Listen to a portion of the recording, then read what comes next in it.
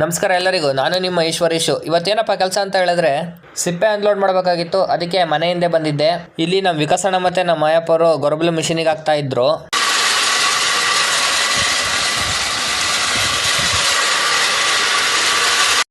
ಅಲ್ಲಿಂದ ಸೀದಾ ನಾನು ನಮ್ಮ ಟ್ರ್ಯಾಕ್ಟರ್ ತಗೊಂಡು ಆಕಳು ಕಟ್ಕೊಂಡು ಸೀದಾ ತೋಟದ ಕಡೆ ಹೊರಟೆ.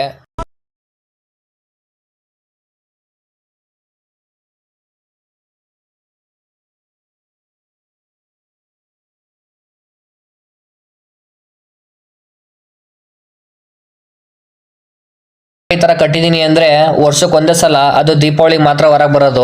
ಅಷ್ಟ್ ಬಿಟ್ರೆ ಯಾವಾಗೂ ಬರಲ್ಲ. ಇವತ್ತು ಮೇಸ ಕೊಡ್ಕೊಂಡ್ ಬಂದಿರೋದು, ಹಾರಾಡ್ತವೆ ಅಂತ ಅನ್ಬಿಟ್ಟು ಆ ತರ ಕಟ್ಟಿರೋದು.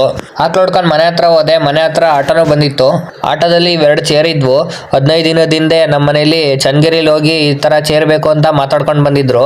ಅದು ಇವತ್ತು ಬಂದಿದಾವೆ. ಅದನ್ನೆಲ್ಲ ನೋಡ್ಕೊಂಡು ನಾನು ಸೀದಾ ದೇವಸ್ಥಾನ ಹತ್ರ ಹೋದೆ. ಏನಕ್ಕಪ್ಪ ಅಂತ ಹೇಳಿದ್ರೆ ಈ ಹೊಸ ದೇವಸ್ಥಾನದ ಬಗ್ಗೆ ಮಾತಾಡ್ಲಿಕ್ಕೆ. ಅಂದ್ರೆ ಈ ಗೃಹಪ್ರವೇಶದ ಸಲುವಾಗಿ ಮನೆಯಿಂದ ಒಬ್ರನ್ನ ಕರೆದಿದ್ರು. ನಾನೇನ್ ಜಾಸ್ತಿ ಹೊತ್ತಿರ್ಲಿಲ್ಲ. ಬೆಳಗ್ಗೆ ಕಾಯಿ ಕಡುವರ್ಕ್ ಬರ್ತೀನಿ ಅಂತ ಹೇಳಿದ್ರು. ಅದಕ್ಕೆ ಹೋಗಿ ಮಲ್ಕೊಂಡೆ. ಇದಾಗಿತ್ತು ಇವತ್ತಿನ ದಿನಚರಿ.